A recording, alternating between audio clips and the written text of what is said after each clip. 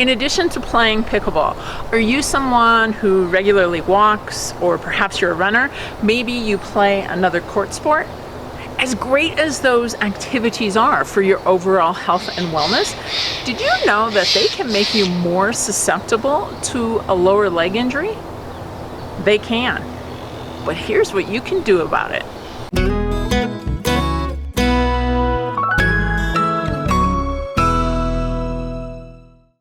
Hey everybody, I'm CJ Johnson. If you're new here, welcome to Better Pickleball. We're focused on helping players over 50 live their best lives on and off the courts.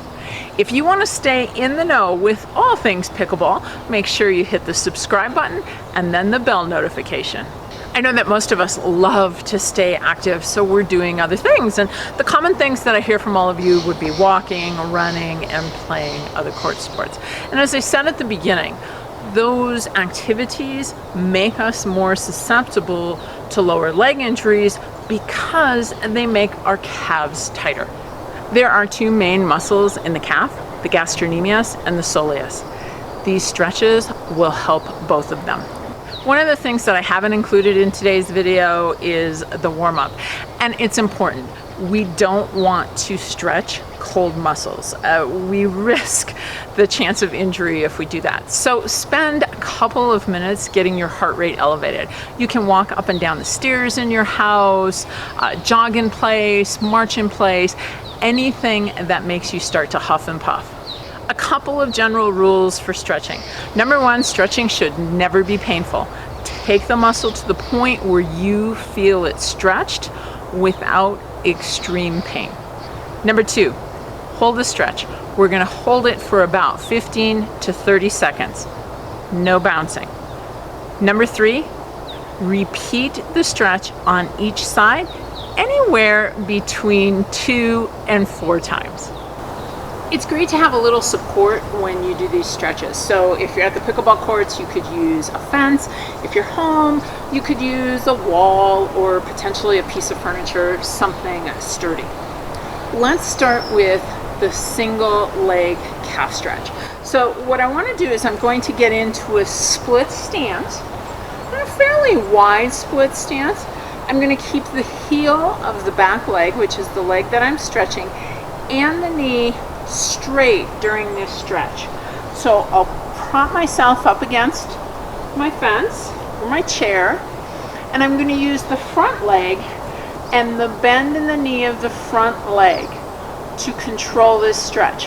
The further I bend the knee, the further forward I go, the more stretch I get in the leg and the back. So make sure you keep that heel on the ground and the knee straight. As I mentioned in the beginning, there are two calf muscles, and we want to make sure that we stretch them both.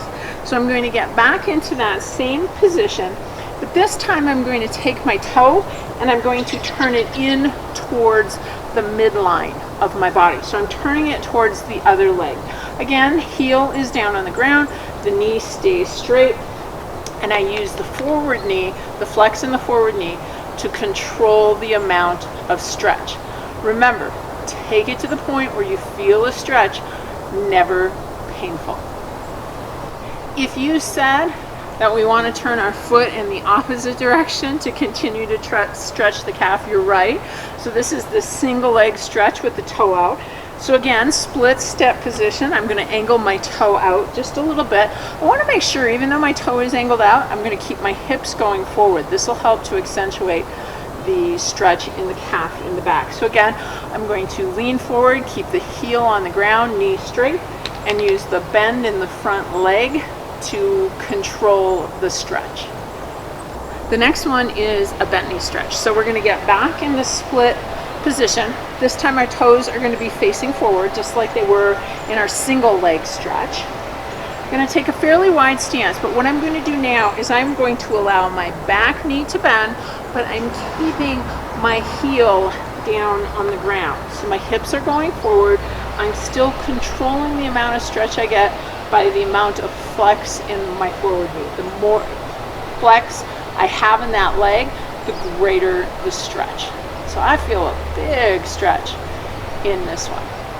Now it's time to stretch the calf in the opposite direction. You can do this with a wall or a fence, anything where you can elevate your toe and it still supports your foot. So what I'm going to do here is I'm going to walk in closer. I'm going to move my toe like this, all right? So that's the starting position. And for some of you, this may be stretch enough. But here's the best way to do that. What you want to do is you want to walk yourself in just a little closer, standing nice and tall, feeling like my hips are forward. That gives us a bigger stretch in the calf muscle.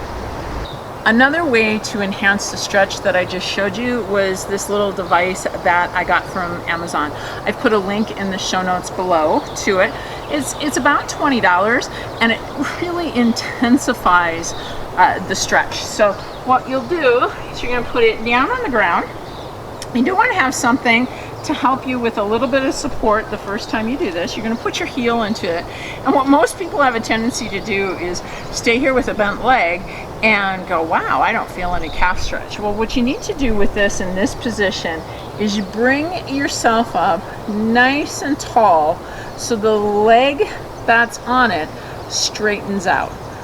Then you're going to feel the stretch in the calf. And I can control that stretch. I can make it a little bit more intense by pushing my heel down away from me, a little less intense by rocking up a little bit more to my toe.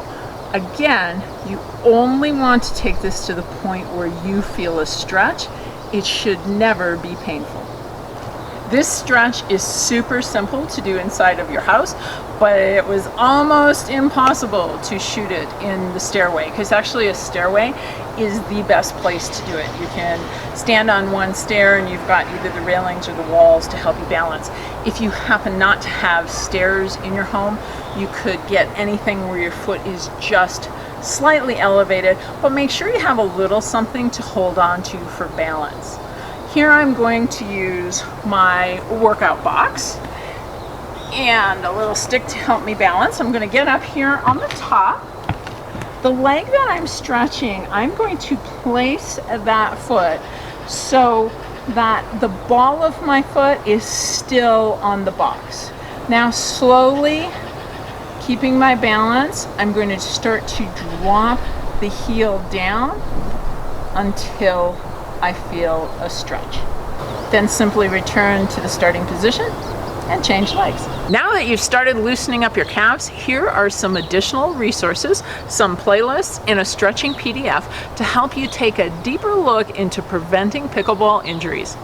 If you got value from this video, make sure that you give it a thumbs up and share it with your pickleball playing friends, because together we can train smart, live bold, and age well.